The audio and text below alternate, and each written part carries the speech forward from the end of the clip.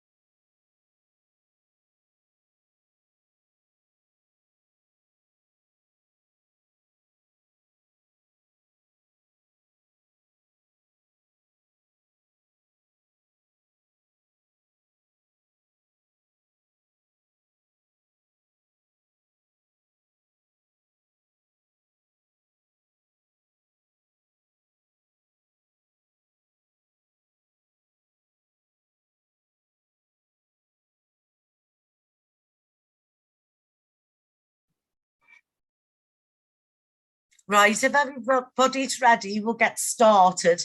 So if you're on calls, can we get off your phones? All pay attention if we can.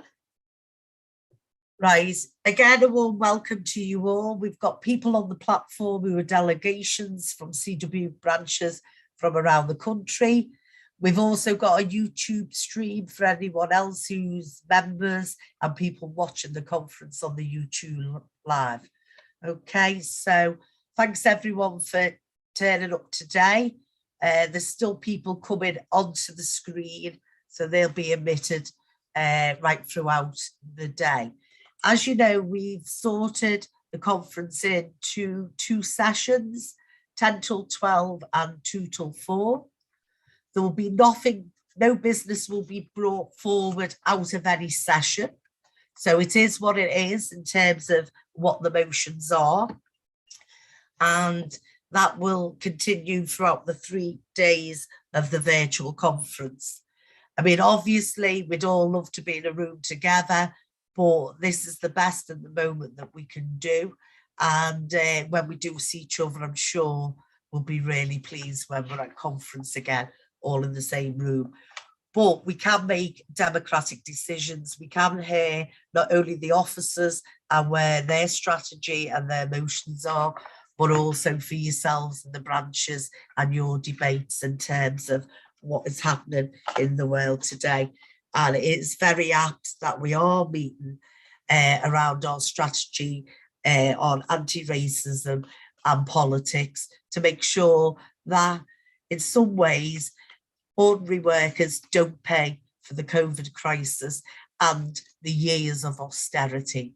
Everyone will know of some form of dispute that's going on in their locality, in their community, and we're supporting them as well as making sure that our agreements are fit for purpose for our members and making sure that we aren't paying the price for any COVID crisis. I know Dave Ward, the General Secretary, will speak further, but the likes of the Tories, they're not for us. They won't be standing with working people, and they've shown that. And I just want to thank all the branches who went on the demonstrations yesterday and today around COP26. We cannot forget the climate crisis.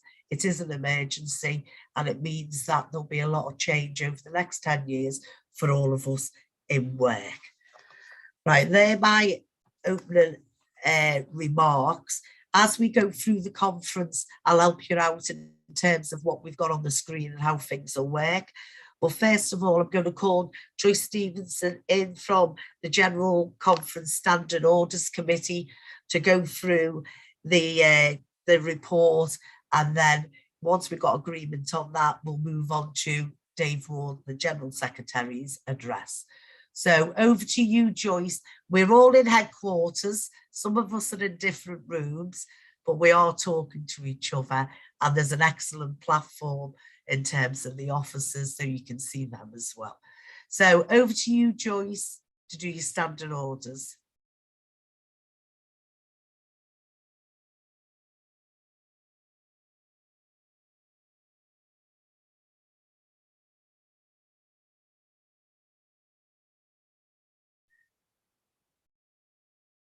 Just waiting for Joyce to get notification. You'll get sent, if you're coming into debate, you'll get sent a little message that asks you to unmute, so you'll mute it. Thank you, Jane. So there will be teething problems, but I'm sure we'll get through them. Over to you, Joyce. Thank you. Good morning, Conference. President Conference, Joyce Stevenson, Chair of the General Conference Standing Orders Committee. Conference, the preparation of this virtual special General Conference agenda has been extremely challenging for the committee. And although we're all well versed in digital platforms, as a committee in preparing the standing orders, we are limited to what is possible within the platform. And we've tried to keep the standing orders as near a normal conference as possible while taking cognizance of the virtual special rules revision conference earlier this year and any other technical difficulties delegates may encounter. Standing Order Report 1 contains Standing Order 3P, which details the procedure for raising a point of order. The General Conference Standing Orders Committee believes that we've arranged the agenda to allow debate and make policy on a number of wide-reaching motions. Time in the sections is limited, and to enable the maximum number of speakers and the maximum number of motions to be heard, we ask that all speakers be respectful of the speaking times, which is a maximum of 3 minutes. As with previous conferences, we have made time within the agenda for a guest speaker.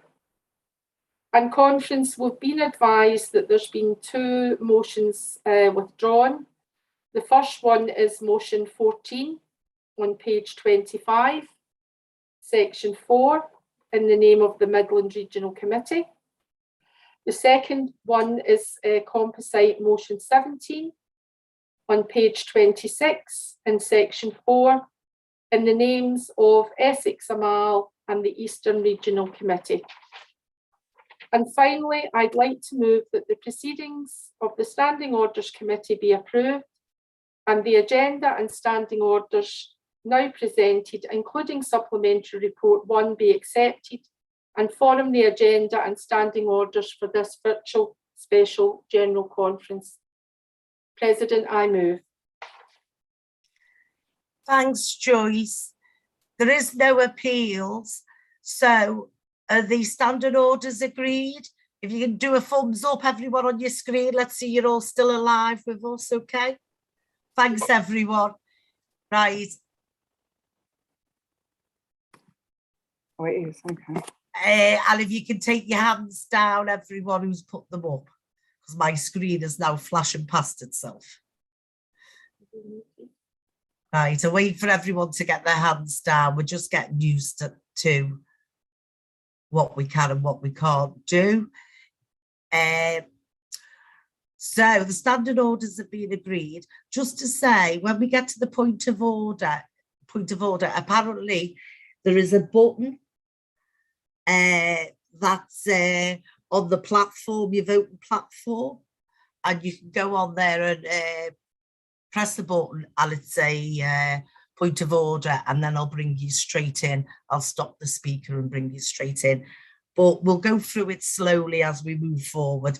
And obviously by Tuesday afternoon, we'll all be complete experts. Okay, folks? Hope that's all right with all of you. Just a reminder for anyone who needs a signer, Kat Ward and Siobhan Dodd are our signers today. And that's just gone out in the chat box to everyone, and you can spotlight them as well if you need to. So Adan Ali, can you take your hand down for me? There's no need for any hands up at the moment. And I'm going to move on the agenda. Now we've accepted standard orders, and I'm going to hand over to Dave Ward, CWU General Secretary, for his address. Over to you, Dave.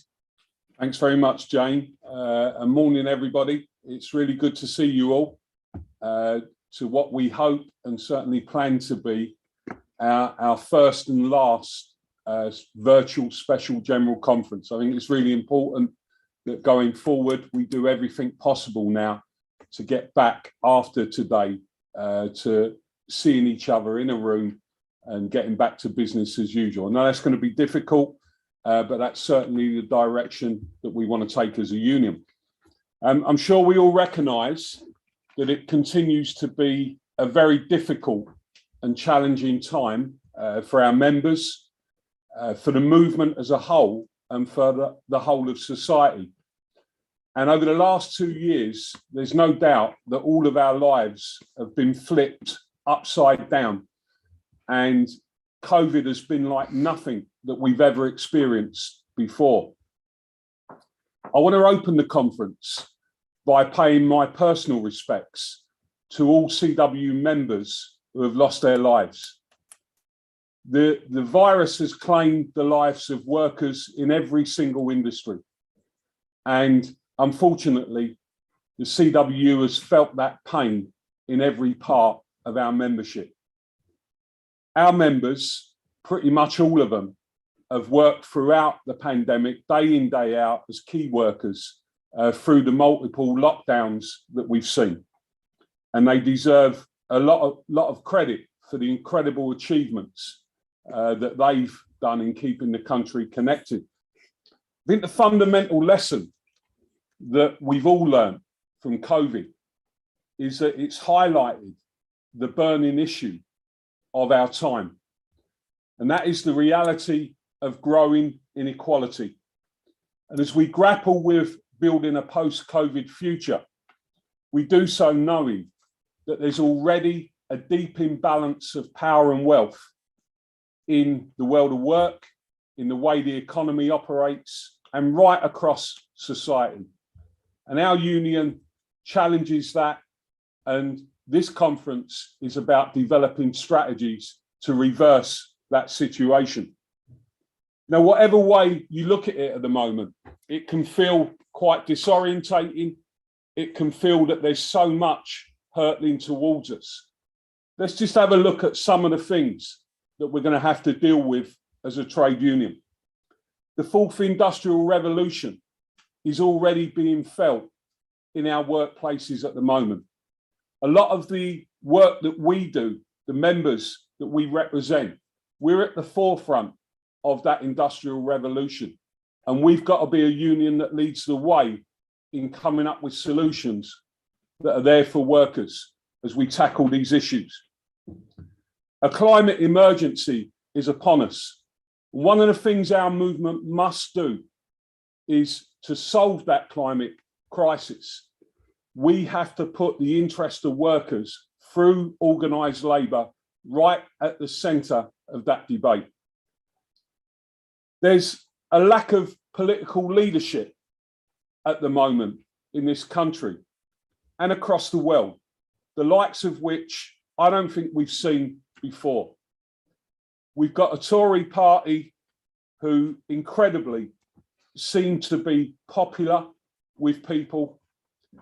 And I do think that whilst they've moved on to some of the things, the territory that Labour used to hold, when they talk about things like levelling up, we should be under no illusion that this is the most divisive Tory party that we've seen in our lifetimes. It's subtle at times, sometimes it's less than subtle, but it's about dividing working people, not representing working people. Unfortunately, at the very time when we need to be together, we have to recognise that we've got a Labour Party that's completely disconnected at the top with working people. And we're going to debate these issues over the coming days. And it's important that we offer a way forward on that. We also know that industrially at the moment, it's very difficult for our members. There's a lot of pressure on every worker, not just through the realities of dealing with COVID whilst you're at work and whilst you're at home, but also in where we are industrially. We run a great campaign earlier in the year, the Count Me In campaign. We reached an agreement that moved things forward, but it's clear that our members want to have a say over the outcome of the next stage in negotiations, and we must commit to giving our members a ballot and a say over any agreement that comes out through the talks that are going on currently on the TNFS side.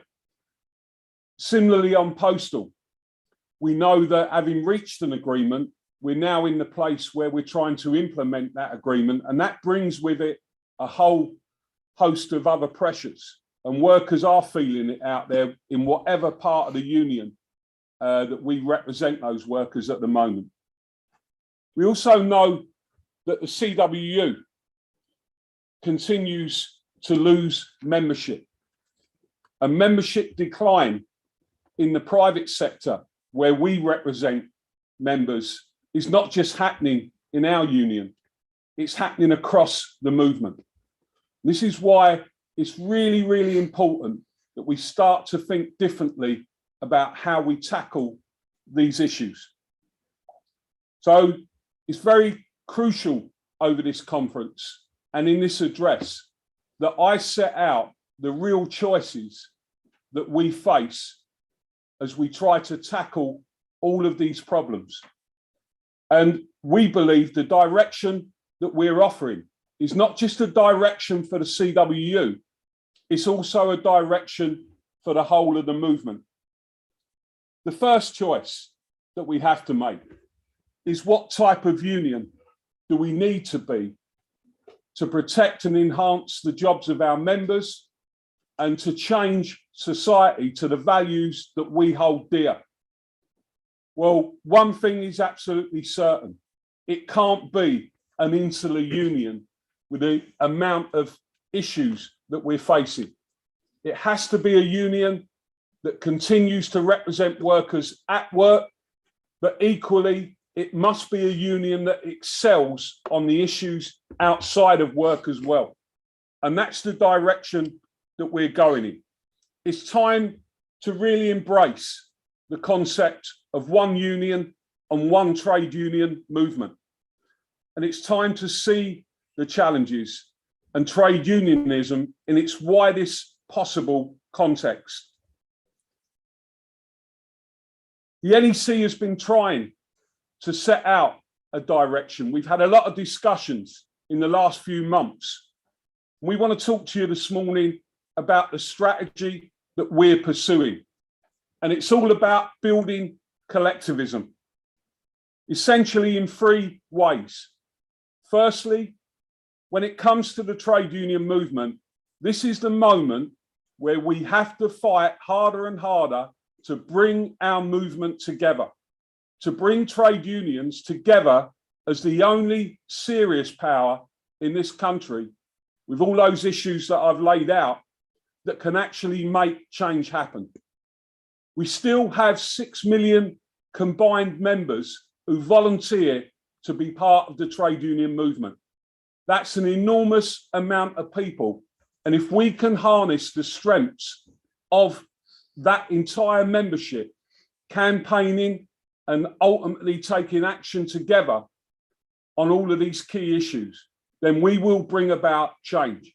And our union is leading that debate with our New Deal for Workers campaign. You'll hear more about that during the course of this conference. The second area is that we've got to come up with an answer to the lack of political leadership in this country. And what we're offering as a direction is that the union movement show the way forward to Labour. We've got a motion on the pad that talks about that direction. It talks about suspending donations to Westminster politics and focusing our political money and our political support out in the regions. And we've already started that work. There are some good people out there. As much as we've got a strained relationship with the Labour leadership, and as much as I personally don't believe that Keir Starmer is the right person to lead the Labour Party, there are some good things that we need to turn our attention to that are going on around the country. At the moment, we're connecting our industrial and our political work with conversations with Metro mayors, where we're actually trying to advance some of the issues that affect our members' jobs on a day in, day out basis. We want you to think carefully about how that strategy could be enhanced by the whole of this union, utilising the power that we have out in regions. So we need to lead the way politically, not walk away from that debate.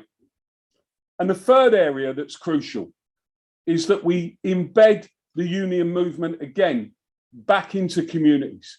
Nobody else is going to reconnect with working people other than the trade union movement.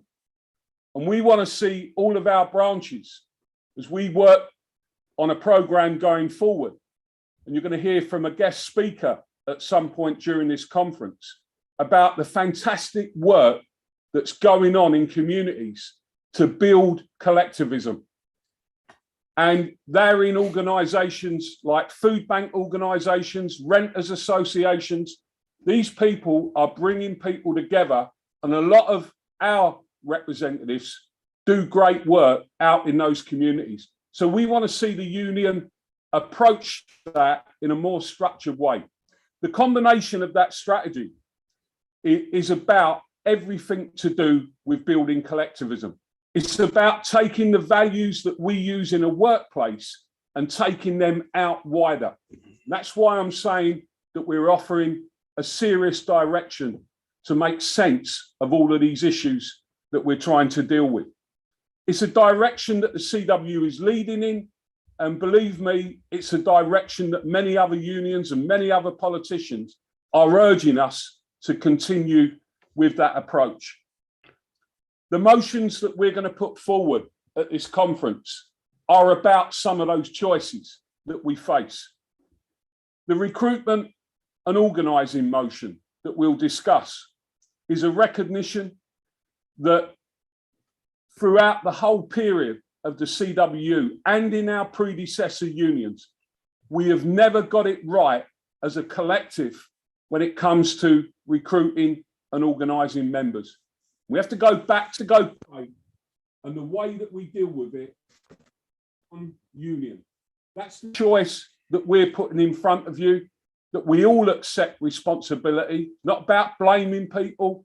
It's about making sure that we really do work together in a cross-union campaign to harness the overall strengths of our organisation and start to recruit more members in our organised sectors and also in wider communications sectors.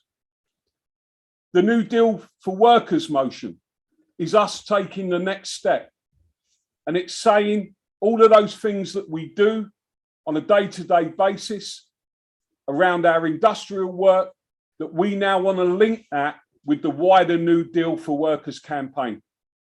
And we are talking about a mobilisation strategy that the TUC have agreed. But I'm here to tell you today, whether the TUC go along with this or not, we are going to lead this mobilisation strategy. We're talking to other community organisations about it. We're talking to other unions. It's time for us to lead the way on what a New Deal for working people really means. And when we debate that motion in the weeks and months afterwards, we're going to come out and explain all of that and engage our members in that approach. Our relationship with Labour motion is a debate that we want to have with you. We're not hiding from that debate. We know what's wrong with the Labour Party. You know what's wrong with the Labour Party.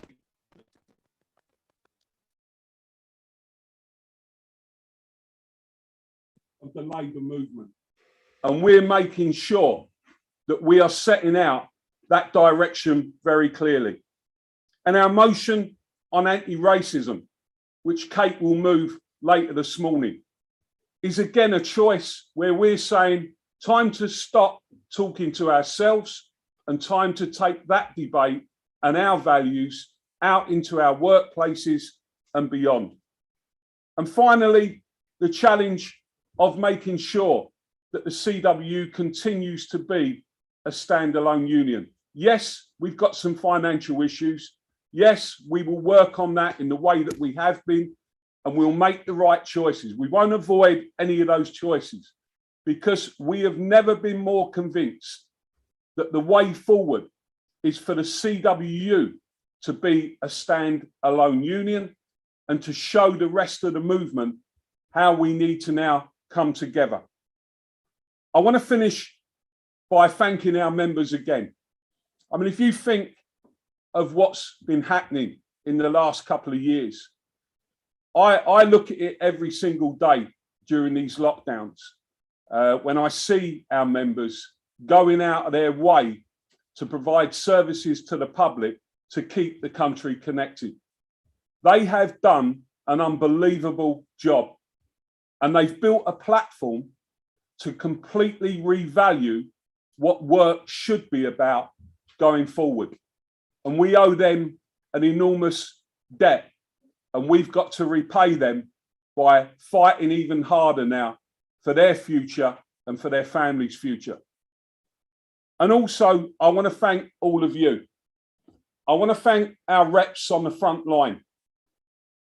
Some of our reps in the last couple of years have done things that I'm sure they never ever believed that they'd have to tackle.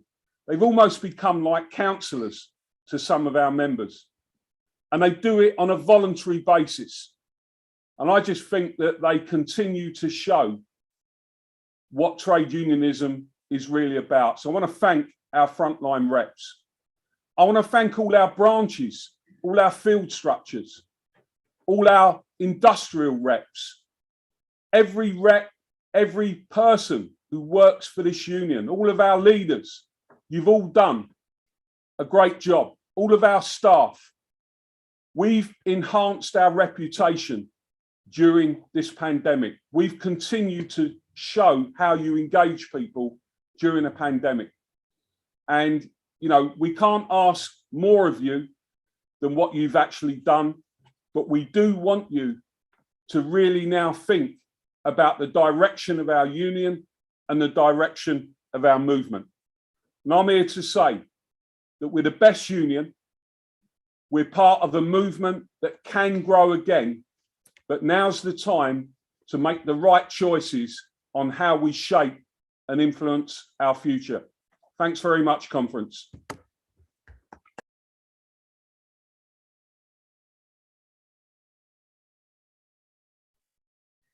Thanks, Dave. Right, okay. If people want to get ready, we're going to move on to the CWU anti-racism strategy session.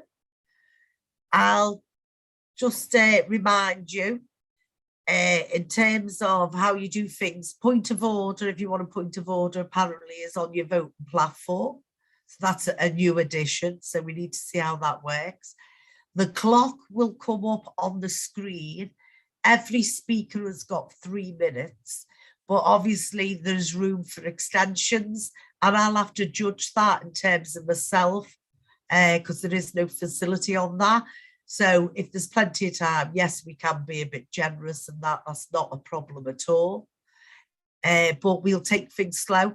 When I ask, after the motion's been moved and seconded, I'll then ask you to indicate you want to speak by raising your hand.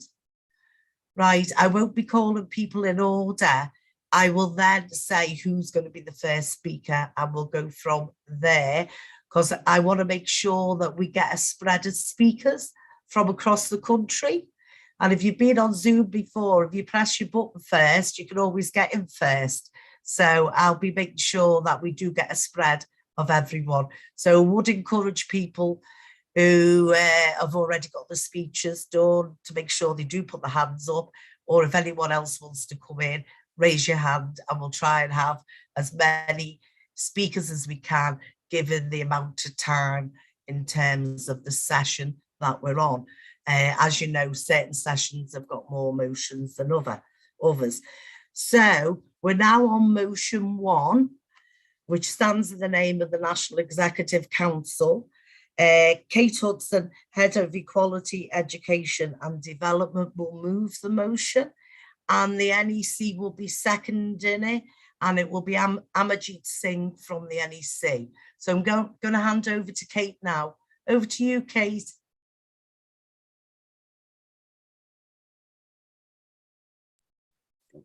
Okay, thank you, Jane, and good morning to everyone. It's always good to see friendly faces on the other end of the Zoom call on a Sunday morning.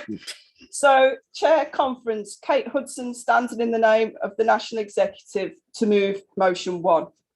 Conference, I have always been proud of the CWU for calling things out as we see them, for our collective approach and no-nonsense demands for justice, fairness and equality. We have a long history of punching above our weight on items and things that matter, and this motion matters. As an NEC, we are proud of the statement that has set out our values as a union, and confident that the NEC motion before you today will set in place a framework that delivers a new approach to our anti-racism strategy. Conference, the racism we see in society today fuels conflict and creates division. In the first weeks of the COVID crisis all across the world, we saw fear spread and manifest itself in some form or another as people looked for an answer of who to blame for the frightening virus that was before us.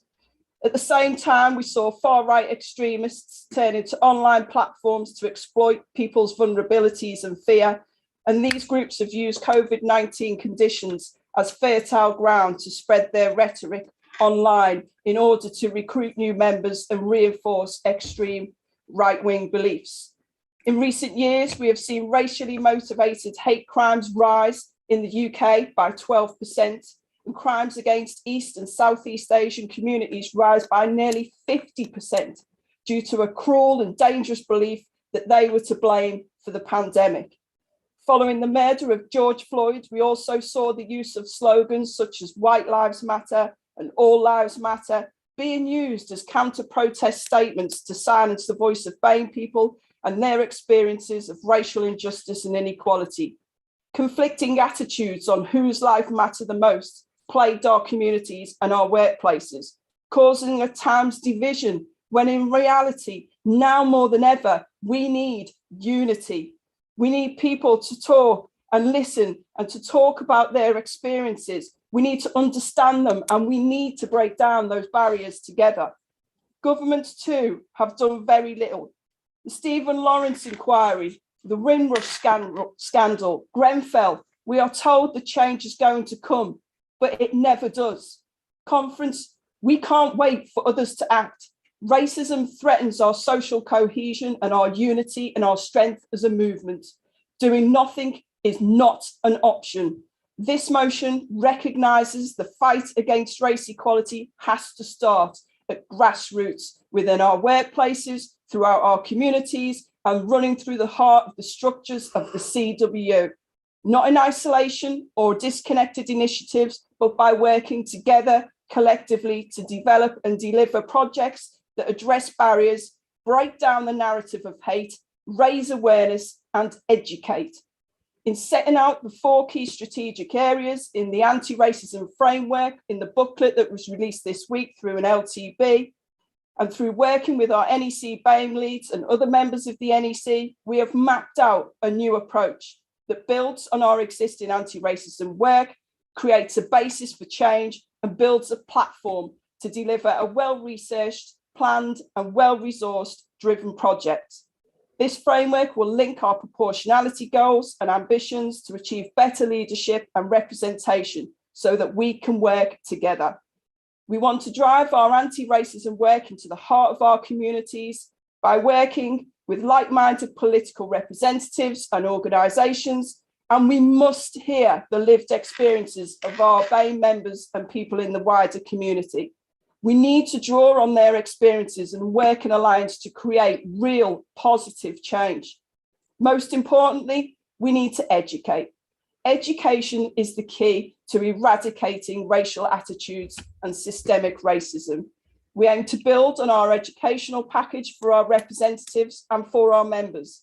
And we also aim to support campaigns that demand that Black history is included in the national education curriculum, so that our children and future generations learn and acknowledge BAME people's communities and contributions. Conference, we must work together on this. We cannot let racism divide our workplaces and our communities. We cannot let far-right extremists be the biggest voice. This is a time to create change. This is a framework, a basis to do that. Please support this motion. I move. Okay, thanks, Kate. I'm going to move on to the seconder now. It's Amarjeet Singh on behalf of the NEC. Amarjeet.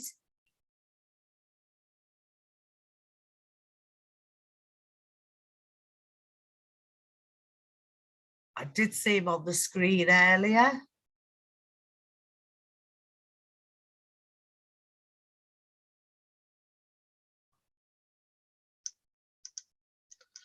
Okay. Are you okay President, there? can you hear me? Yeah, it's okay. Okay. Can hear you, Amarjeet. Yep. It's okay, over to you. President Conference, Amarjeet Singh, second in motion one on behalf of the NEC. Conference, I think it's important we remind ourselves all the good work that this union has done in the past on fighting racism and fascism, not only on the streets, but in working with like-minded organizations and working with the TUC.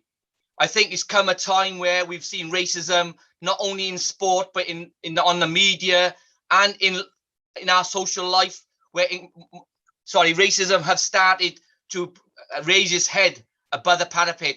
I think we're seeing more and more racism in our workplaces, in our streets and other places. I think it's time that the CW took its strategy one beyond where we've been.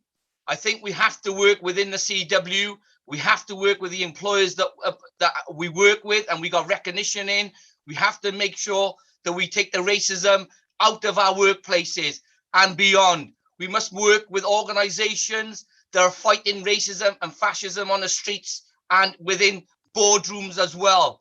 I think it's important that we work with the regional leads, with branches, in assisting and making sure that we talk to the grassroots why it's important to take out racism out of our workplaces and on our streets. I think this is the only way we as a union will be able to fight racism, is to work and make sure our members understand what racism does to people. It breaks lives, it destroys lives. I think it's important that even those on the national executive work with the BAME leads, because it's not only for the BAME people of the CW to take this action, it's for all of us to take responsibility and make sure that we create an atmosphere, a workplace that people come to work and are happy to work, not going home with racism. We've seen in the past where people have committed suicide because of the racism in the workplace. We have to get beyond that. As I said, as I started, the CW has been always at the forefront of fighting racism.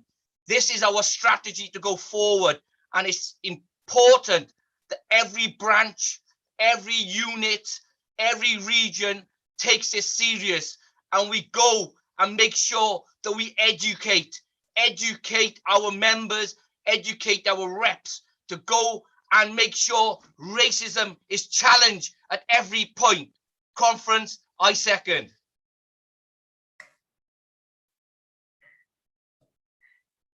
Thanks, Amajit. Right.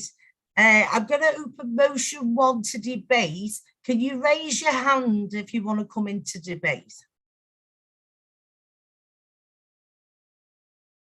Right, okay. Right, I'm going to take the first 2 speakers. I've got Ben Watts from Bristol and District, will be followed by Trish Follins. Okay, over to you, Ben. You should get a little note asking you to put your mic on, to unmute, which is a horrible expression.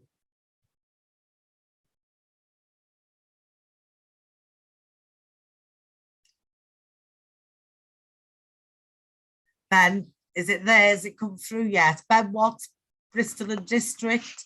Yeah, just come through now. Thanks. Right, are you okay? Cheers, Yeah. Ben, over to you. 3 minutes. Thank you. Just to firstly say, Ben Watts, Bristol District branch secretary-elect. So just to say, in full support of motion 1, it's really, really key that first of all, we build upon the anti-racism statement recently. I think is absolutely key. And I think what Kate actually hit the nail on the head is education.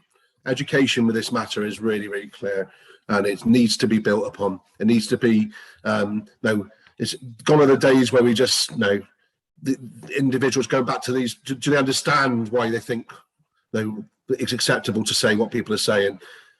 Challenging as well. I challenged some behaviour in a workplace I've never been in before, well, not never been in, very rarely been in. And it was understanding that when we sat down and had a conversation about it, that it was education. It always comes back to education. And then some honest conversations as well. Do we do enough?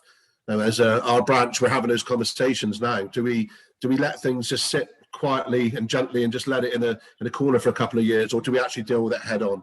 And I think this is absolutely the right time to deal with this head on. And also the role of the employer is key. It's too often the employer, whoever the employer is, Royal Mail, BT, whoever it is, Parcel Force, they hide behind the CWU. They need to be brought back into line. We can do all this work together as branches and with the support of obviously the NEC, but we need to make sure the employer gets on board with this as well. That's all. Thanks, Jane. Okay, cheers, Ben. Thanks for that. I'm going to move on to Trish Follins, West Yorkshire branch. Over to you, Trish. Thanks, Jane. Can you hear me okay? Yeah, loud and clear, Trish. Thank you. Chair Conference, Trish Follins, Regional Assistant Secretary on behalf of the North East region. The CWU anti-racism statement clearly refers to the need to challenge racism wherever we see it, whether that be in the workplace or the wider society. To do this, we need to raise awareness at every opportunity as one union. We need to not shy away from historical truths and recognise that racism can be a fundamental driver to a variety of disparities. The CWU have a unique and proven education programme, which has already been referred to by the other 2 speakers. But this could aid in raising awareness around racism and cultural diversity for all our representatives. I know that our Equality and Education Department are looking into relevant new course materials on equality, around all equality issues, and we feel this could be a driver, and we welcome that. Conference, racism holds us back. It curbs our movement. We need to pull together on this one, conference, and bring our best to the table, looking at new ideas on how we can value differences and celebrate diversity. All of us need to be able to recognise and identify racism when we see it. And not only that, have the confidence and the knowledge to challenge it. Racism has a very real and lasting toll on individuals and communities. It's injustice, it's discrimination. And by doing nothing as individuals, we sanction that. And then we all lose. Thank you, conference. Thanks, Jane. Thanks, Trish. It's a bit weird doing all the virtual handshakes and everything, but we'll try and get an atmosphere going on the screen as well. I've got 2 other hands up. I've got DG Olayinka from Utah branch and then Des Gibbons. So over to you, DG, I hope I've said that correctly and pronounced it correctly. Thank you, Jane. Yeah, it's Deji Okay. Alanta. I'm the BAME officer of the Utah branch, and I'm speaking in favour of this motion, and in favour of a larger strategy to support social movements amongst from the trade union movement, because I believe in public the trade union movement's been divorced from social movements for far too long, and it's harming our ability to organise and support our members that are facing these issues. The mass protests that we saw in 2020 showed that most workers in Britain can recognise racial injustice and want to fight against it, but unfortunately, that mass mobilisation has failed to get substantial change. And the trade union movement was missing from these protests, not physically, because I believe many of our members came out, but it was missing strategically. We weren't able to connect our strength to the movement, and the fact that CWU banners and trade union banners weren't seen on those protests allowed the racist elite to kind of poison the debate, and much of the momentum has been lost from those protests last year. Really, I think I support this motion, and I support us working closely together with other organisations and other campaigns that are fighting against racism. But we also need to lead by example and show that the trade union movement can fight against racism. And I believe that this union and the trade and the TUC should try and collate the history and experiences of reps and members within the trade union movement that have fought against racism, so that we can use this in promoting the trade union movement and bringing the trade union closer to the organizations that are already fighting against racism in the world today. So again, I strongly support working closely with these other organizations and campaigns, but I think it's also important for us to maintain our trade union values. And that means not just talking about tolerance, but talking about solidarity and leading with examples of us fighting against discrimination, because that will allow us to support racially oppressed members of the trade union movement, and will also enable us to bring more Black, Asian and ethnic minority workers into the trade union, who, for many of them, the racial injustice and racism is the main issues that they face. And finally, as well, I believe that we shouldn't just focus on racism in our when working with organizations where racism is a sole focus, but we should also discuss racism with organizations where we have a different type of relationship, so the organizations that we work with aren't attacking or promoting racism in any way. Thank you, Chair. Thank you, DG. And a warm welcome to the Utah branch to the virtual conference. Nice to hear from you. We've got Des Gibbons from Nottingham and District and Mall, who will be followed by Paul Chadwick. Okay, over to you, Des. Hi, conference. Are you picking up my audio? Yes, loud and clear, Des. We're all okay at the moment. Are you checking my Zoom background? Yes, lovely. I like that one, actually. You like that one, actually? Yeah, I've got some more pictures for mine later on. Right, okay. we'll move on. No, look, conference, it's just really a thought for today, Sunday's thought for the day. I'm going to try and pronounce this gentleman's name. Is John Amamichi. And it's about the difference about being not racist, which we all are on this call, all 265 participants, top table, we're all not racist. But the challenge is about being an anti-racist. And it's getting us, all of us on this call, all within our branches, is letting people know that we are against anti-racism.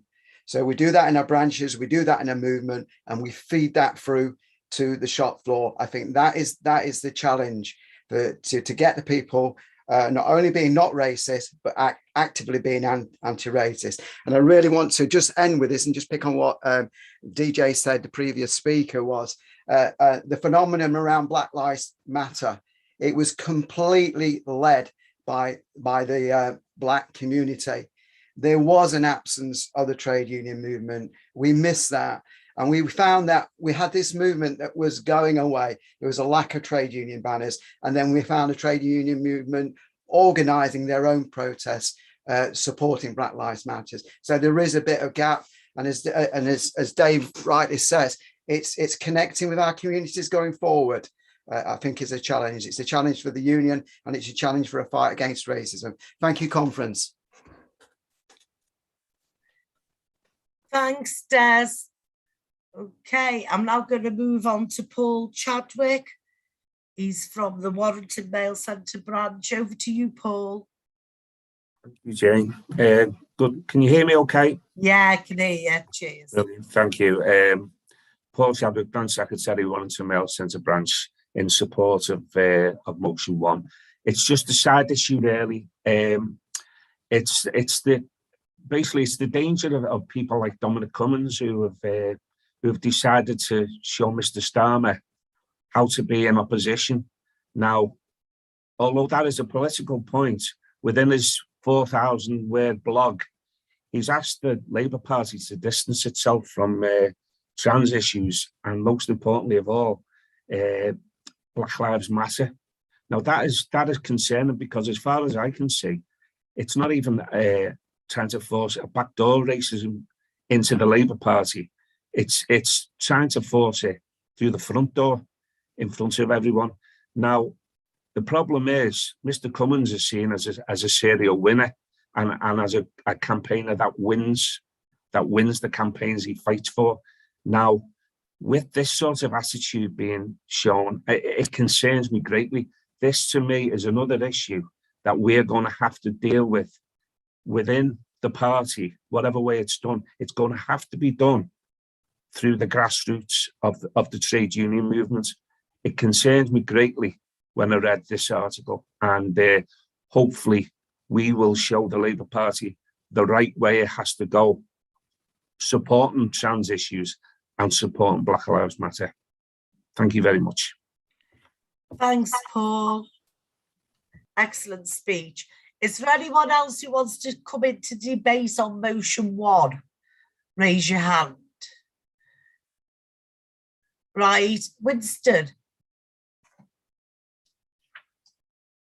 Right, okay, I'll bring you in, Winston. Over to you. Thank you very much. And good morning, everyone. As I'm here and it's Sunday morning, I might as well have my 10 penneth worth with regards to this debate. And whilst I wholeheartedly support what's being put in place here, I think it's long overdue. It's been too many times we've come to this point, and what we find, we can't move forward. And I believe one of many reasons is education. Now, you've got to bear in mind, I grew up in this country, so I know all about Sir Francis Drake. I know all about, slavery, and I can tell you about Henry VIII and his wives and everything. But one thing we were never taught, ever, is the rich Black history in this country. And it's not just Black people. I'm talking Asians, I'm talking Chinese, I'm talking everybody that's played a part in this country. And what that does, it then builds a narrative, right? That's been supported for generations, that we are only here as guests. They fail to take into consideration the full participation people have played in this country. They have volunteered, they have lost their lives. Remembrance Sunday for me was never something I could engage in. You know why? Because I've never seen anybody like myself or others that took part. The reality is, I've got a vested interest in this. I've done my own research and I found out that many people came over here. I heard the racism, the violence they received in this country. Now, this is based on the education system. And until we can sort this nonsense out and sit down and get together and talk about these problems that we face, we're just going to keep going around in circles. And when I talk about my lived experiences, yeah, anytime you raise something about a matter that you face, oh, well, but I've faced this and I've faced that. So you're never getting anywhere. It's almost like we're competing against each other. And I think Kate mentioned that. We're competing to get sympathy. When we are talking as an oppressed people, no matter what your ethnic background is, you must listen. Stop telling us how we feel. We are telling you how we feel. If it's wrong, we can sit down, we can debate it. The problem, you know, and this system that has been oppressing, it's also, I think someone else mentioned it, it limits your life. It limits your life. You end up with poor health, stress, anxiety. Some people even take their lives, right? I don't even want to go too deep into it, but I know many people that are so depressed at what's going on now, they have no hope of getting a job. You walk into a building, you walk into a shop, anywhere, you're looked at with suspicion. And people go, oh, here we go, Wince. But these are the facts. When we're telling you, people have got to listen. So, just want to round up, Chair. We need to do something. We need to do something positive. I would also ask people to engage, the union, engage with community groups, those people that have lived it and experienced it. That's where you get the full stories. And people on this call today, I would urge everyone to put their stories forward because we need to make this thing better for the next generation. Thank you, Chair. Apologies for overrunning. Thank you, Winston. Right, I'm going to go over to Lucy Reid from Croydon and Sutton Amal, who'll be followed by Mark Huggle from Newcastle Amal. Over to you, Lucy. Hi, conference. Good morning, all. This is my first time in conference, so I'm a bit nervous, so bear with me. I just want to echo what Winston said. Winston is absolutely right, because hate and extremism has become clear that political polarization has provided an opportunity for violent bigots, both online and offline. Recently, I was on TikTok, and I just put something on TikTok. It's just me dancing, and someone without their names being on TikTok started abusing me for no reason. It's like it's a ghost. You know, you have these keyboard warriors who hide behind their laptops and abuse people. So, you know, it's because of the times of change and conflict and that offer extremists and conspiracies a chance to present themselves as an alternative to distrust mainstream choices. Like we have the white nationalism who, you know, they recourse and reflect the mainstream politics with debates, and then they hide in rabbit holes to exploit, you know, other people. It's a fear of bigotry. For instance, the Windrush people. You know, what's going on here? People come over here, work hard, you know, and support this country, and they put on a boat and flown back to the Caribbean. It's not good enough. People need to talk about these things. We need to stand up to racism. You know, it makes me really angry when I think about these things, and I could go on, but I'll leave it there. Thank you, conference, for listening. Thanks, Lucy. Excellent from the heart speech, and welcome in terms of your first conference speech. Thank in you. CWU. Thank you. Okay. Thanks. I've got Mark Huggle, who will be followed by Padgett Everton Lewis, who's from Capital. Okay, so over to you, Mark.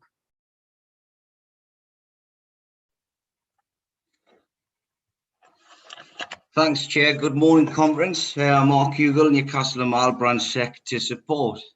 And to support because this is something that is close to the branch's principles. Already, we have set out our BM officer, Steve Islam, on a road in the workplace to deal with these attitudes that are developed by far-right groups. We have already linked the BM women and equality officers together where they hold events and have held events at Tyneside Mail Centre. And please, if you want to see those events and the good work they've done, look at our Facebook page and have a look at the fantastic displays that is on there, especially from Steve with the Black history. And that is so important to educate our workers in the workplace, reflecting who they are and what we're about. What we have done so far in Tyneside Mail doesn't stop there. We are so proud of what we have, and we are so pleased to announce tomorrow morning for the first time in delivery offices, our BM Equality and Women's Officer will be in Hexham Delivery Office for 2 days with their displays, with their fact sheets, with their free CWU merchandise to get people in the canteen, to speak to them and deliver these types of messages that combat the attitudes that are driven by the 4A to make sure we move forward in the workplace as a union. Conference, please support this motion. The second paragraph, the last paragraph of the motion is really important. And I'd just like to say, if you want to research and do some work with our branch on what we're doing and what we're achieving, then please feel free to contact me and we'll get you up and we'll see exactly what work is being done and how we are achieving it. That work could be spread right across this union in every workplace for best practice. Conference, please support.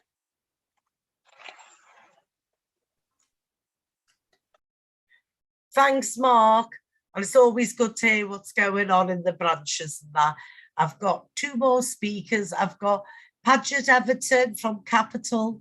He'll be speaking now. And then it'll be Mahub Mohammed. Okay, over to you, Padgett. Okay, good. Can you hear me? Good morning, conference. Yeah, I can hear you okay. It's a bit strange, isn't it, Padgett, doing this? Go on. Last time I was with you in a conference. Right, I just want to say something quickly. 100% back up what Lucy, what DJ, and definitely 100% back up what Winston said. But I just want to go back to one thing that Dave Ward said. You have to eke out this racism or is it institutional in the CWU? Because that's the point where we have to start. Because there's a lot of reps that still don't understand the meaning of the word racism. And we need to eke these people out. Because until we do that, we ain't going to get nowhere. And that's the only bit I would like to add to that, Jane. Thank you. Thank you, Padgett. Short and sweet as always. Right, Mahub Mohammed from Greater Manchester. Over to you. Good morning, all. Morning. I'm known as Mebs Mohammed from Greater Manchester branch. First time speaker on the conference. So good morning to all. I'd just like to say that I've discussed this with the branch regarding getting the BAME people in the union. There's a lot of BAME Asian people who do not actually understand what trade unionism is.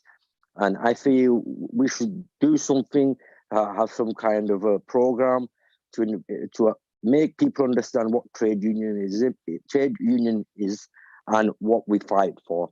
And we obviously fight hard and long for race, anti-racism, marches. I feel we'll with something like this, we would like to invite a few people as well to some of these conferences so that they understand how it actually works. That's all I like to say. Thank you. Thank you.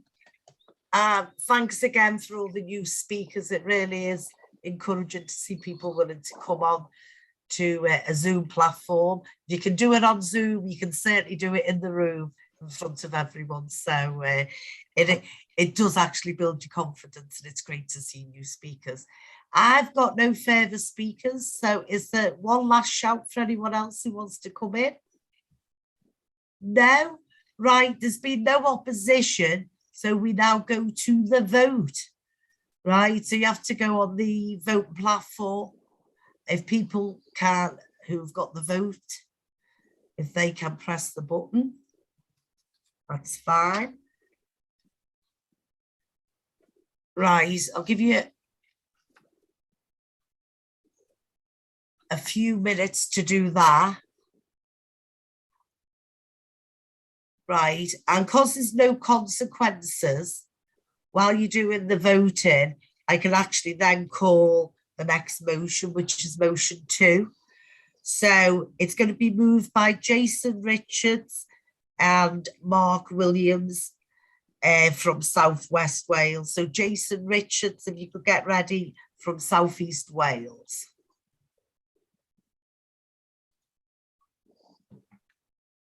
And what I'll do, apparently a point of order's been raised.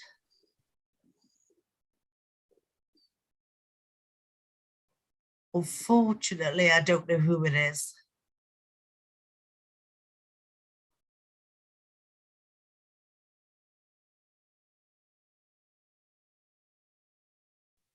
Sorry, Jane, that was me accidentally pressed on Oh, the right, okay, button. Lucy, Sorry. that's Yeah, fine now. yes. It's a new button and I haven't got both Yeah, buttons, so I you see, can't see what I'm you've working got. both ways. I'm working on my phone and I accidentally pressed on the No, that's button. okay, Lucy, Yeah. don't panic. At Yeah. least I know it is Yeah. there and it does No, work. it's So a we're all mistake. right. Sorry. Yeah. Yeah, I know. Get yourself sorted. Yeah. Right. We'll go on to motion 2 while I wait for the vote to come through. Right. So I'm calling Jason Richards from South East Wales. If we could get Jason up on the screen.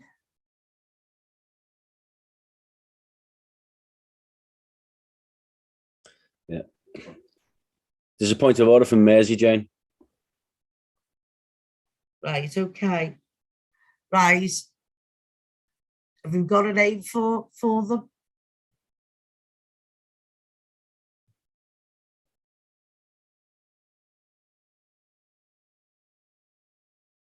Right, if we can bring the point of order in first, please. Or is it just someone pressing the wrong buttons?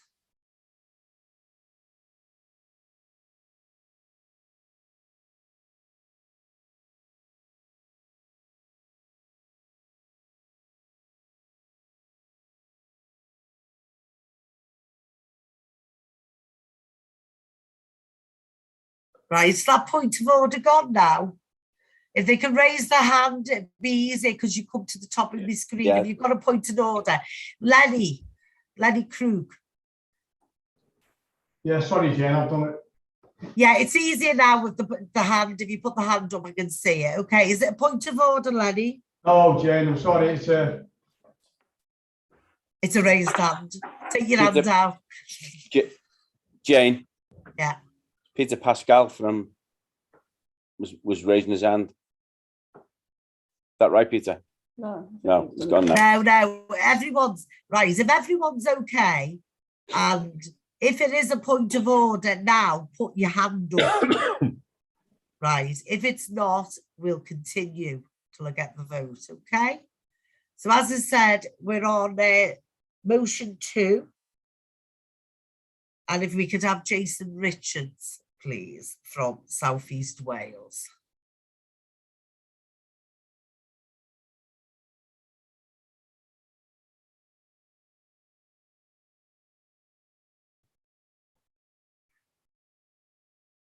Right, Tony Cairns, just to check, do we have to finish the vote before we can bring anyone else in?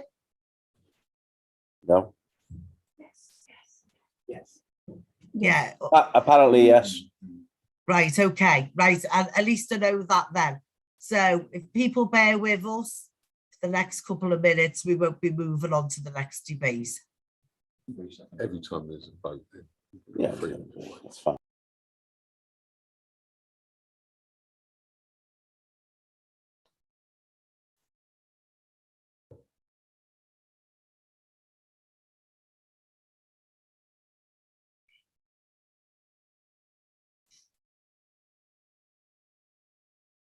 Right. I was going to say, I didn't realise, I thought we could move on with the business. Excellent debate. But I'm just waiting for the vote.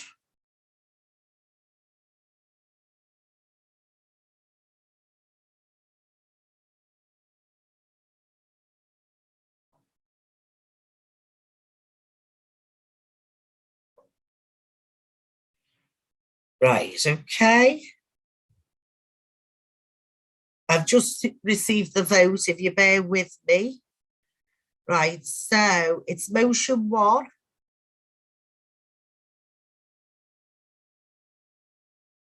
Right, I just need to check I read it out correctly.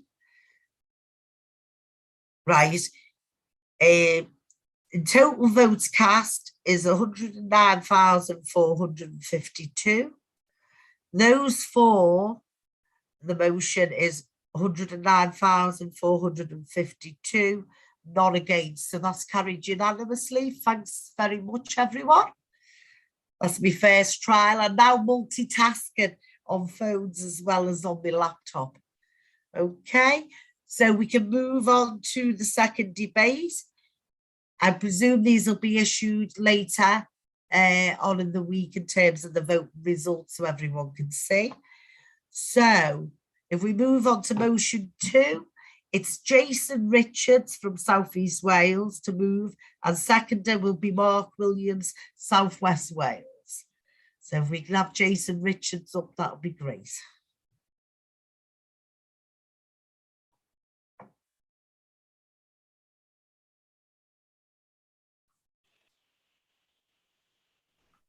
Can you hear me? Yes, Jason, I can hear you loud and clear. You all right, Jason? Good, thanks. Hey, Right. Good morning, all. Morning. Over to you to move the motion 2. Okay. President, Conference, Jason Richards, moving motion 2 on behalf of my branch, South East Wales Amal. Conference, we agree motion 1 is an excellent motion. We supported it, and we do believe motion 2 complements and builds upon motion 1.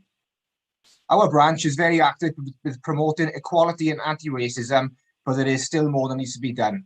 We have held successful annual Show Racism the Red Card event at Cardiff Mail Centre during Black History Month, and the event is growing and evolving every year.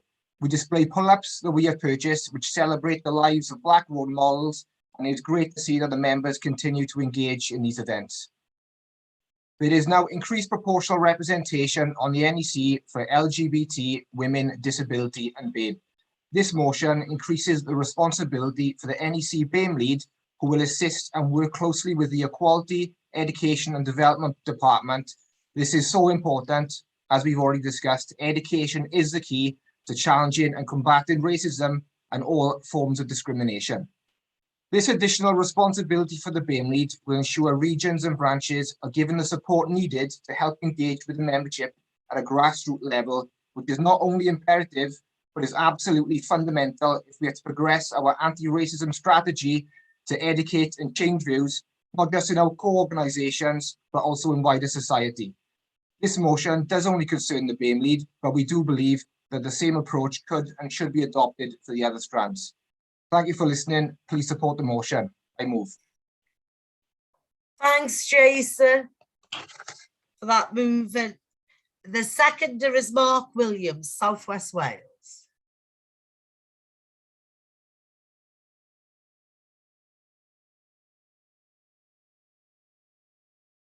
Mark.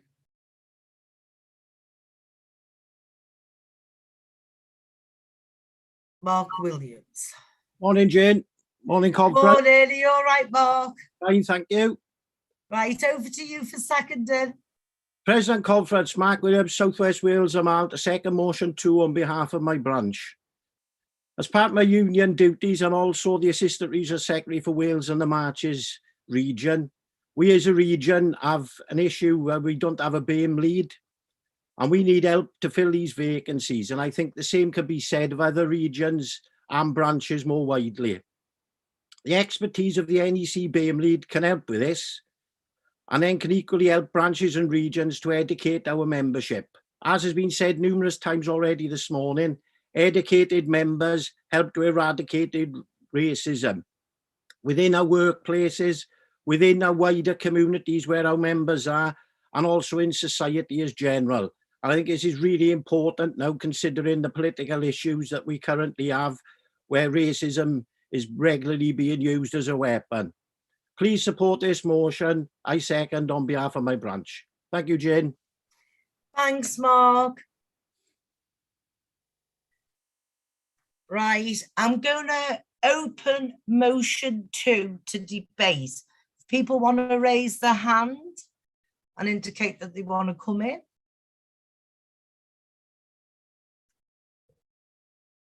Right, I've got no hands up, so I'm going to bring in the NEC speaker. Oh, right. Michelle, I'm going to bring you in after Winston. I'll bring Winston in first, but Michelle's the NEC speaker. So if there's anyone else indicates, I'll keep Michelle towards the end of those speakers. So I've got Winston Richards, followed by Shahid Sheikh. Okay, over to you, Winston.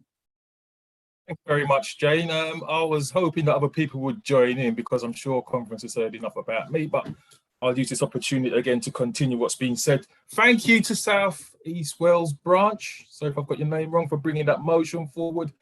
And I would also like to thank conference for wholeheartedly supporting motion number 1. Look, we have an opportunity more than ever before to move things together. And as Dave Ward said, we've got to be collective. It's got to be a collective.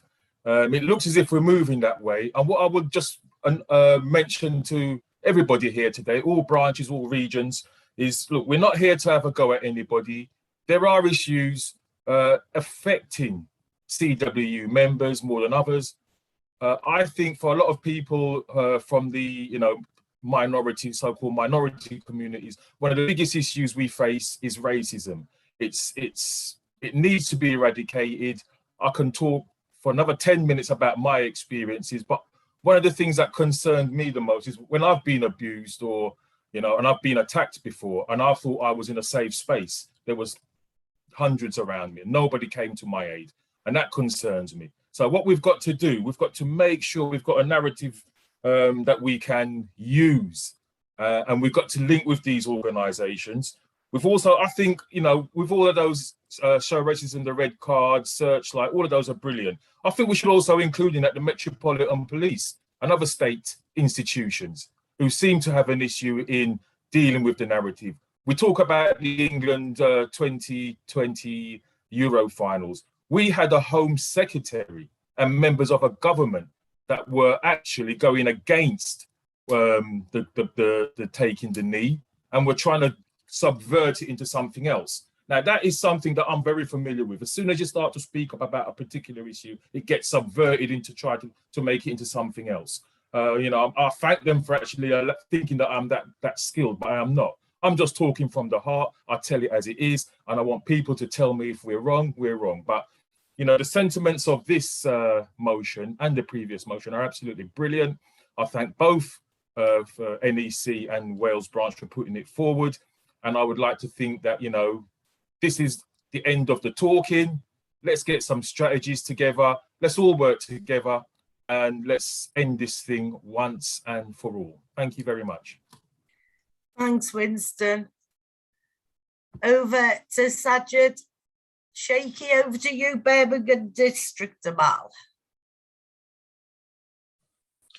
Morning, everybody. Morning, President Conference. Sajid Sheikh, Birmingham District, Amal, to support motion 2, because I believe it's the second part of motion 1, where the next steps we could take further. But what we also need to remember, our education needs to now go into schools and colleges, and we need to start from educating the younger people before they go into society to work on what anti-racism is, because I don't believe there's enough being done by trade unions in educating children about Black History Month and anti-racism. I'm an old veteran survivor against the anti-racism stuff, and I just believe we need to work a bit harder with educating the younger generation and working within our communities, and link our regions who have the sole contact into the communities to do this work. Thank you, Conference. Thank you, Sajid. Right. Is there anyone else on the conference floor who wants to speak? Lucy, you've put your hand up and I can see you. Do you want to come in again? Lucy Reid from Croydon. I just want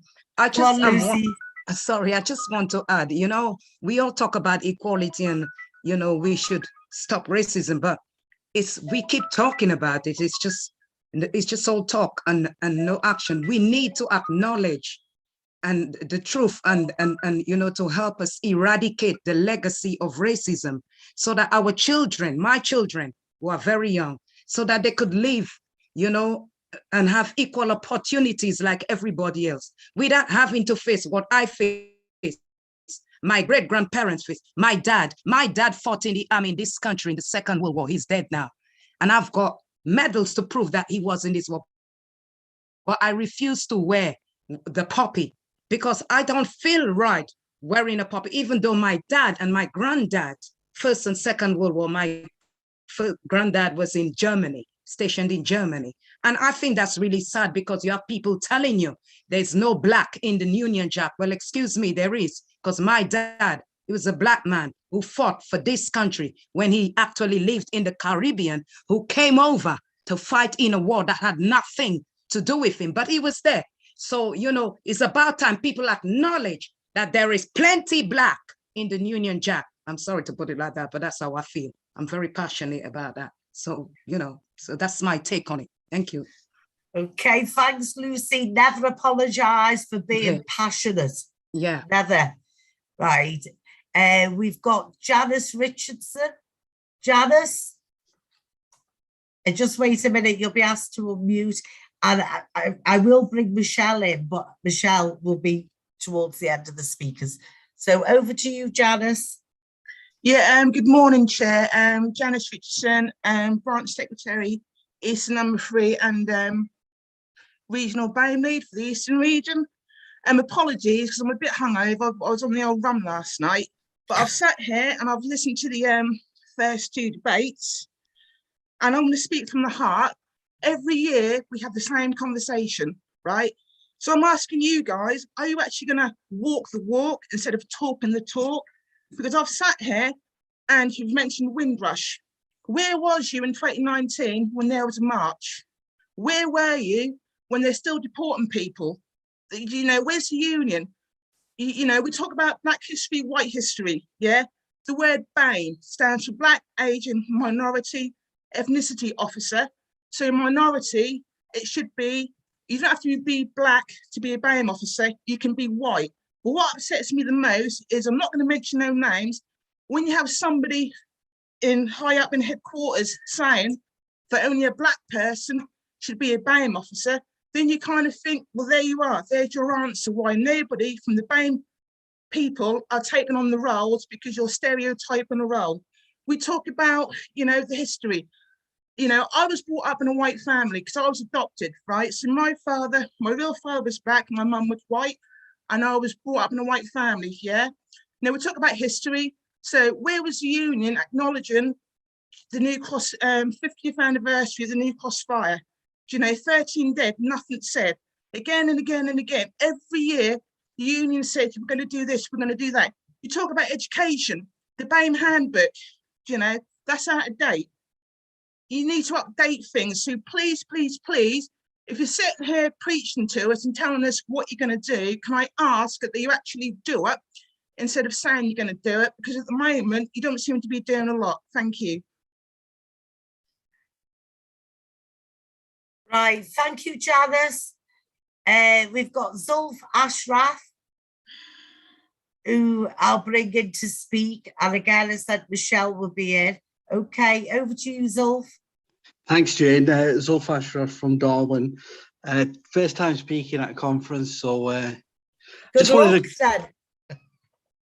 wanted, cheers, thanks. So I just wanted to, on the back of what was just said, definitely, you know, with advocacy work, definitely there's a lot of space for BAME officers to engage with, you know, non-Asian Black people. And it's about the majority of our members are white, and everybody's talked about education. So it's a great opportunity within the union that firstly, we have BAME officers. And part of our Darwin branch, I mean, one of the main roles of our, as the committee's put forward for our BAME officer, is to engage and educate, you know, about BAME issues. So I think that, you know, it's a great opportunity that we're having this discussion, that we're talking about it in conference. So it's, you know, just a positive about all the work that we do. And like the person was saying, advocacy work You know, you don't have to be male to champion, you know, women's rights. So the same thing with BAME issues. There's a lot of work, people who can get inspired and you know, drive this agenda forward in the union, you know, don't necessarily have to be part of the demographic. So I just wanted to second that thing. Yeah, cheers, thanks. Thanks very much. I've got a number of speakers. I've got 3 speakers now due up.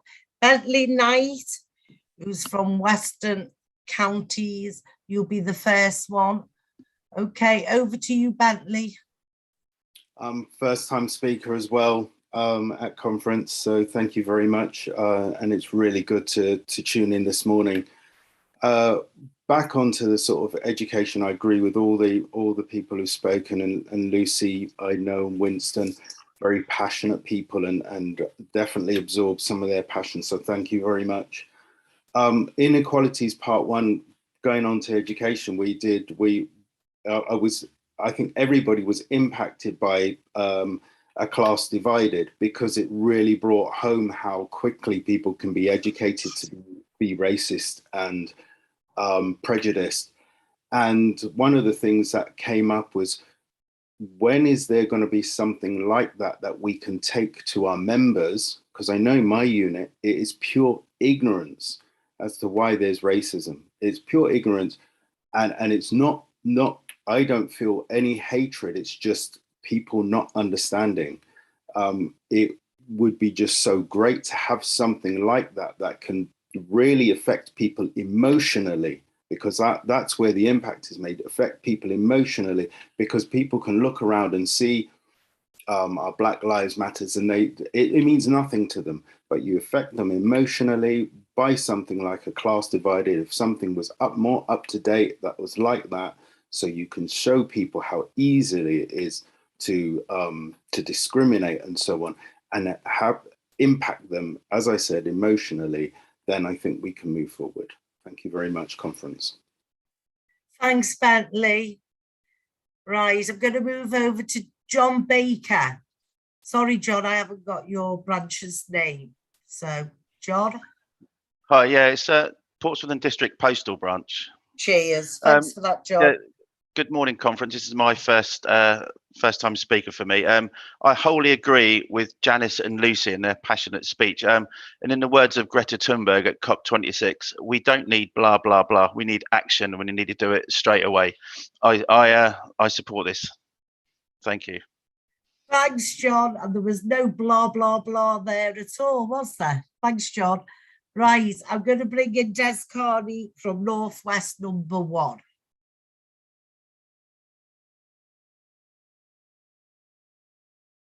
Just hang on, Des.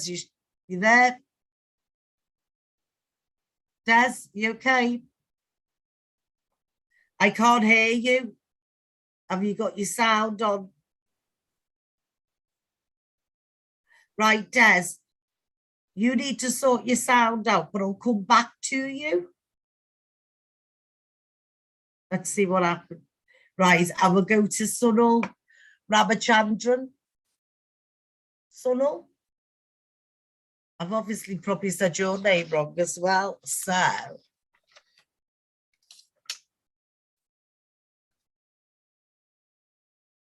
right, Sunil from Eastern number 4. Good morning, conference. Sunil yeah, from I can Eastern, hear you now. Thanks. Good morning, conference. Sunil from Eastern number 4. Wish to support this motion. We all know how important it is to educate our members and also our reps. So this motion makes a very big sense, and I wish to support this motion. And when it comes to equality in the workplaces, we have foreign workers in the workplaces. It's not just about ethnic minority. We have migrated people working in this country who wish to go back to visit their families every now and then. I haven't been back to my country for the last 8 years, and I have kids at home. So there are people in the workplaces with similar situation with kids at home, and they can go back home only during the school holidays. And I know we have something to help people in this situation. But I wish from the side of the union, we need more support for the foreign workers working in this country. Allow them to go back home during the school holidays. We have seniority situation in the workplaces. Same time, we need to consider this kind of things as well. So I wish to say that something needs to be done from the union to support foreign workers as well. Okay, thanks, Sonal. Excellent first time speech. Over to Des Carney. Des, you can put your mic on and see if we can get some sound.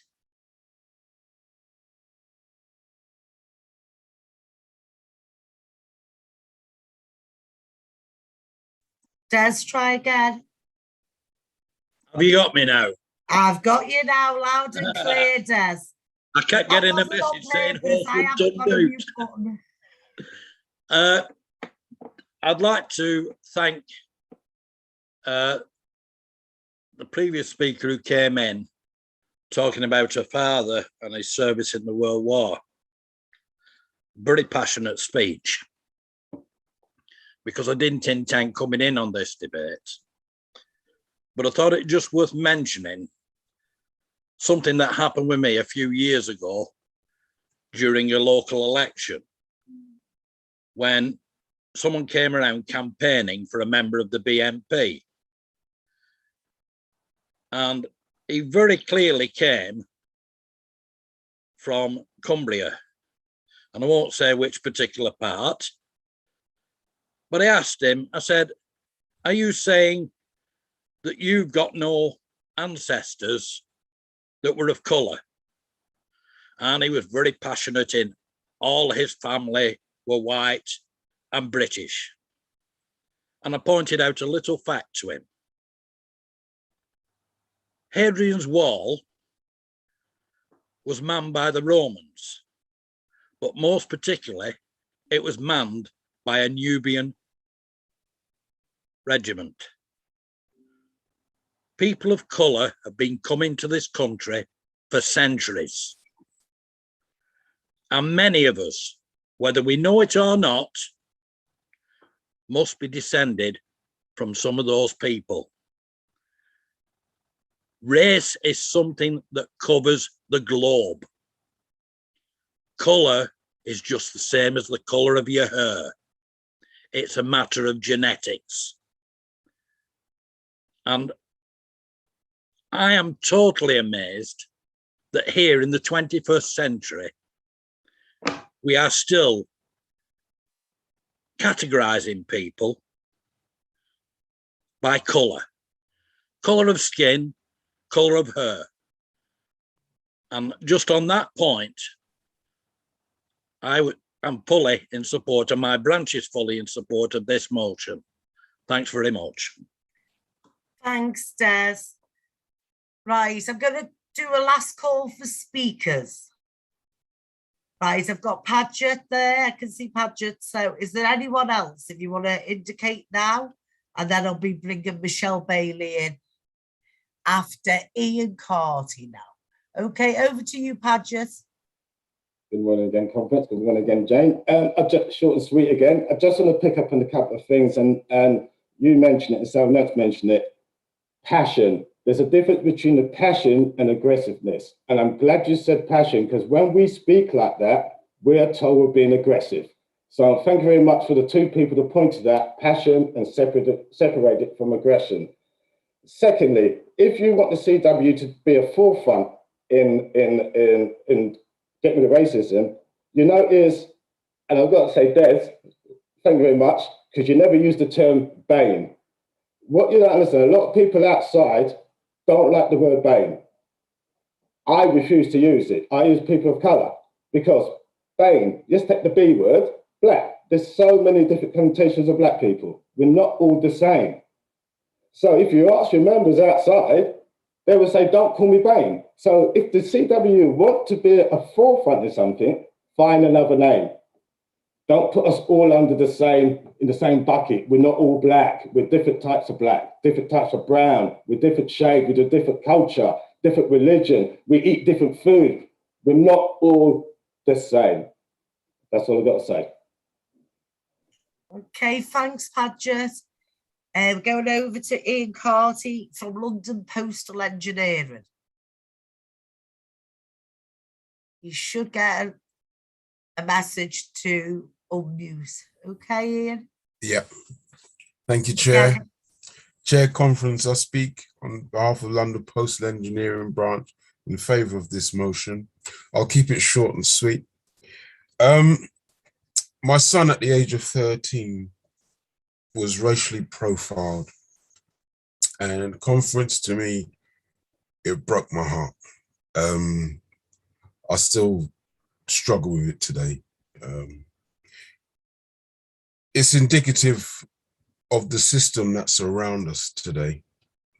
You know, a youth can be profiled in such a way that's derogatory. And I'll just ask all the members here to bear this in mind as we focus on how we strategically challenge what lies before us in our daily lives and in the places in which we work. Thanks, Conference. Thanks, Ian. Right, I've got no further speakers, so I'm going to bring Michelle Bailey in on behalf of the NEC. And I'd just like to alert Kate and Dave Ward that when we're taking the vote, if you want to say a few words, you can do while the vote's being taken in terms of the debates that have gone on under this session.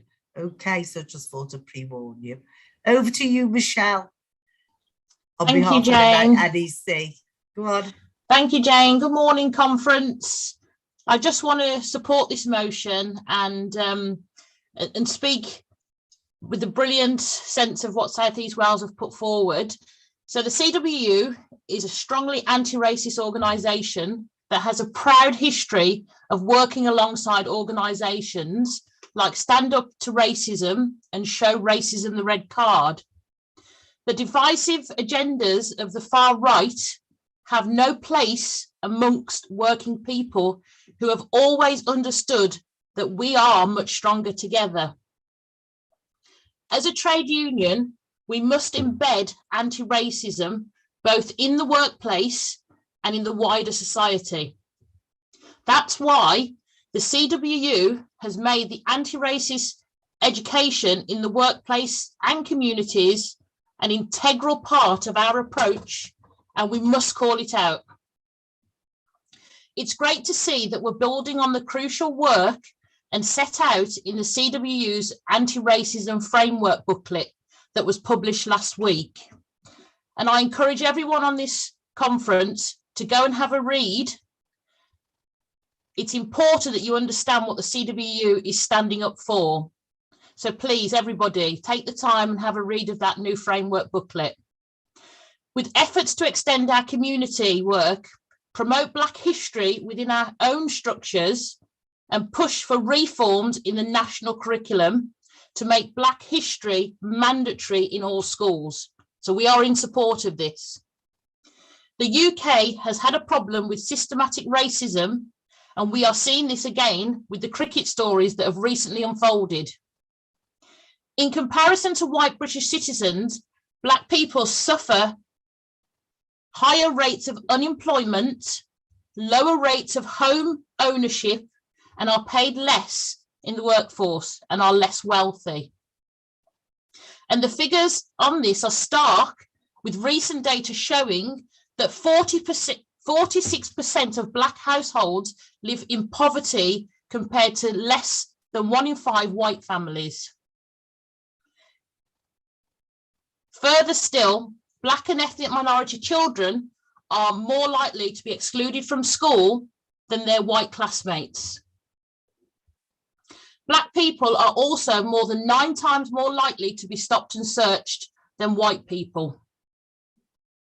It's shocking that in 2019, more than half of the young people in prison in the UK are from a BAME background or people of colour. And of course, COVID-19, the pandemic, disproportionately killed Black and ethnic minority Britons who were the key workers in this country. It is increasingly clear, however, that this government is intent on stoking divisions and worsening racial inequalities. The widely discredited Sewell report into race and inequality is evidence enough of this. And again, I encourage you all to read that report. It's also clear that much remains ahead of us to eliminate racism and discrimination. We need to continue building awareness and changing attitudes so that we can build a fairer society and for all working people. This is why I wholeheartedly support this motion, and I want everyone here to support the motion too. Thank you, conference. Thanks, Michelle. There's been no opposition. I know there's loads of chat going on in the chat box, etc. And to Steve Rhodes, you've got plenty of opportunities to come in on other debates over the next couple of days. It is just a matter of getting the hand up and then getting over and done with in terms of your first speech. So I welcome that on another section. Right, there's been no opposition. So we're going to take the vote now. And as I said, given the opportunity of the few minutes while everyone's voting, I'm going to go back over to the officers, to Kate, to come in, because that's been an excellent debate and we've still got time, and I'd rather utilise it for the officers to be able to come back in. So get voting and I'll hand over to Kate now. Given me the opportunity to come in what I think has been an absolutely fantastic session, and I'm really pleased to see so many new speakers actually coming forward, you know, and giving really valued contributions to this. And it just shows actually that we need to keep this conversation going, and I want you all to be a part of this work that we start to move forward. And I just want to very briefly touch on it, and it is in the framework about the use of the word BAME and the terminology around BAME. We are going to have a discussion. It is in the framework to have a discussion around this. But what we also have to do as a union is talk about what replaces that and what fits for everybody within the CWU. And we are going to have, you know, maybe a fringe at conference. So there's part of me that when I say that, I think, why do we need to wait till April? But, you know, as trade unionists, I'm always of the view that the minute we can't go in a room and start to talk about, you know, and debate things moving forwards is the minute that, quite frankly, we need to pack up and go home. And I know that there's a lot of people, and I've had separate meetings with, you know, a lot of members and representatives throughout the CWU that have said to me about the use of the word BAME and the terminology. And we are going to open that up and have that debate quite rightly as a union. I think it's been an absolutely fantastic session. It's already been said in the chat box that maybe people have been more easy to get up because it's not in front of a big conference. And I agree with Mahmood. Hopefully we'll see you all on the rostrum next year. But what I do guarantee you is we have built a framework. We've built a framework to now step forward and move this work up. And let me just say the key words around this are properly resourced and actually moving this forward and making sure that this stays a priority of the NEC, a priority of the CWU, and we make change, we create change, and we do that together. We've got, through redesign, the structures to do that. So let's not talk about what has or hasn't happened in the past. Let's talk about how we build on what we've done in the past and where we take it now in the future. And I thank you all for coming on this morning and putting across your thoughts and contributions. It's been an excellent session.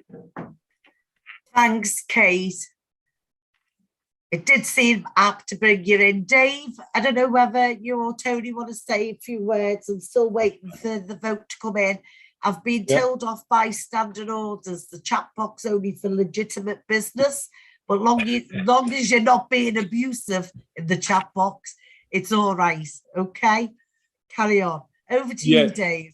All right, thanks, Jane. Yeah, I think it's a nice little moment to reflect on that debate and, you know, go back to what we spoke about in my opening address and about the need to build collectivism. I mean, what we're talking about here is moving beyond the comfort zones of what trade unionism has been in the past. And building collectivism means that we have to take these issues on. I think Janice threw the challenge down. What I would say is that the whole purpose of the motion we're putting forward, of the structures that we've put in place, is to engage more people as trade unionists in our anti-racism work. And it does start with engaging members in the workplace. Now, how you do that is crucial. It needs thinking about, and we need to make sure that the messages we put forward are messages that our members receive in a way where we explain to them what racism is. A lot of people have said that there's a lack of perhaps understanding. Institutionalized racism exists in the UK today. It's alive and kicking. And our job is to challenge it. But the way you do that, and the way we build a coalition of support, where as trade unionists, that point I'm often saying that we have to bridge every divide in society.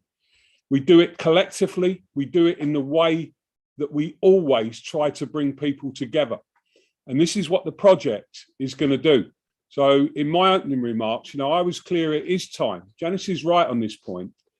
And we're going to repeat this theme on all of these key issues that we're going to debate over the coming days. It is time to move on from talking about things to actually engaging people in solutions. And that is what we're committed to. And I thought the debate was excellent as well. Particularly applaud all of those first-time speakers who spoke with such eloquence and passion during that debate. Thanks very much. Thanks, Dave. I've got the vote result in. It's 148,565 in favour of the motion, not against. So that's been carried unanimously. So well done, everyone. Both unanimous decisions. And as everyone has said, it's about now putting that into practice and getting out there. And again, I'll commit to, I have fought racism and fascism throughout the whole of my working life, and I will continue to do so. And it's really important that black and white unite together, and that then has an impact on other people and changes people's views. So that's the end of the motions in this session, right? And we'll be coming back at 2 o'clock till 4 o'clock. For section 2, which is politics and the relationship with Labour. Okay, so everyone have a nice break. See you back here at 2 o'clock. For those who haven't decided to speak and they now want to speak, make sure you get it passed through your branch delegations, because you don't want your branch secretaries upset. Okay, folks, so if you're not back on, bye. And if you are coming back on, see you at 2 o'clock. Thanks, everyone. Solidarity. Let's stand united. Let's beat racism and fascism. Okay.